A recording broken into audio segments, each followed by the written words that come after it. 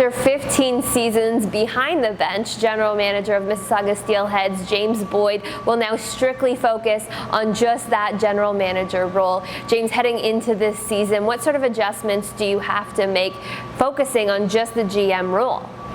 Well, I think it's going to be a different schedule. It's certainly not less work, but it's going to be a different schedule. Out scouting a lot more games, getting a lot more looks at teams within our league for trade, especially early on in the season.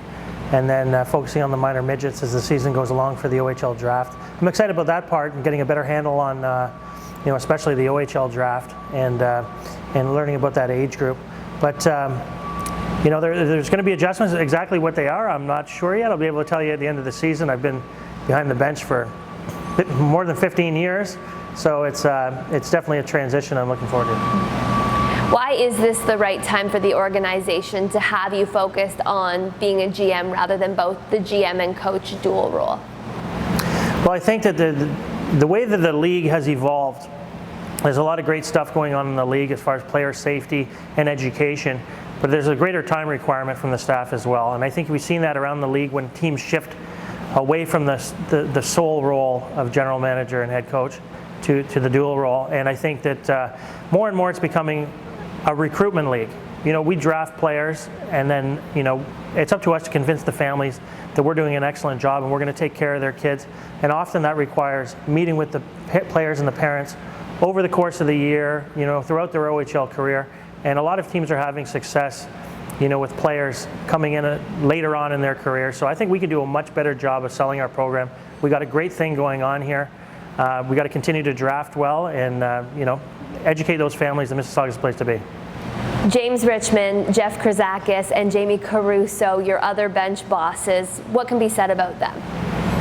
Well, James Richmond, familiar with him. I've known JR for years and years, going back to his start in Tier 2, and we have a number of mutual friends, and we were thrilled when he came in last year, decided to come to the OHL and join our staff, and it became evident early on that he's an excellent coach. And of course, the two-time Coach of the Year in the Tier 2 loop with his Aurora Tigers. So right away I said, this guy's a head coach, and he's going to be a head coach somewhere, within the next couple of years. So, if you've got someone in-house that you think is going to do an excellent job as a head coach, being able to promote from within is always ideal.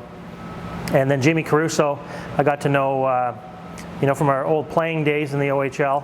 We're kind of ships in the night there, but then he got involved with coaching. He coached the Mississauga Rebels midgets here, who played in our building. He did an excellent job there, and then on to Orangeville, where he's done a phenomenal job in Tier 2. So his work speaks for itself, and his hockey knowledge and his reputation in the community is sound. And Jeff Krizakis I've known for years as well. He's someone who's trained in our facility and got to know during his pro career. I knew him as a player, as a hardworking guy, popular with his teammates, and I got to know him last year when he was coaching in the minor midget loop with the Toronto Red Wings. So there's a couple things with Jeff. He knows the age group, the players that are coming in. He knows the kids. He knows how they respond, and like I said, he's got a great reputation being a people person. So both those guys bring a great level of enthusiasm that has already started here, and they're excited, and I think that means a lot. A busy offseason for the Steelheads. Before we get into specifics, what were your goals out of last season? Well, I think the first goal was to, improve the hockey club in any way that we can. So we're focusing on our prospects and getting some of those prospects into the fold. And then we had the opportunity to make some key acquisitions in the import draft, Jacob Movar and Vili Sarjärvi through trade with Flynn, which was a significant trade where we gave up an excellent player and a great person in Everett Clark. But defense, we're of the belief that defense wins championships, and Vili's one of the top defenders in his age group, and a World Junior player, gold medal winner, and at that tournament. So, I think that we've improved the hockey club in a number of ways. The acquisition of free agent Jeremy Goodwin, who we think is going to be an excellent player, getting some of our draft picks into the fold, and developing some of the players that exist within our system. So I think we're in good shape going into the season, and we're thrilled with the guys that we got.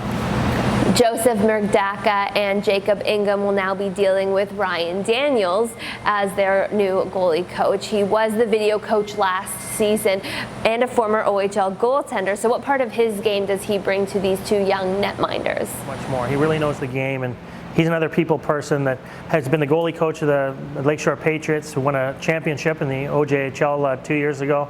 And he knows a lot about the game, but he relates really well to the players. So he worked with Corey Cooper last year, training our goaltenders.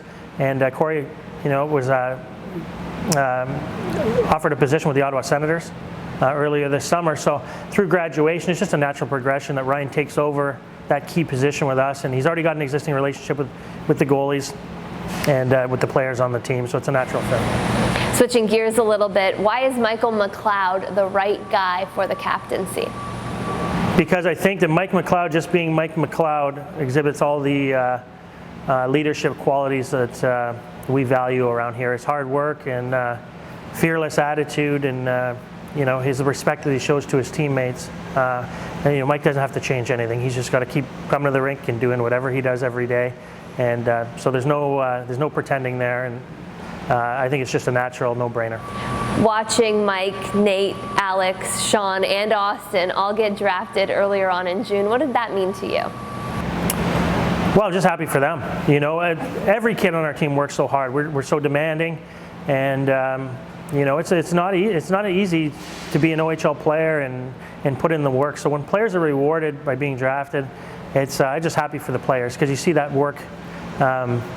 You see the joy in their face, and they're being rewarded, and so it's nice accolades for them.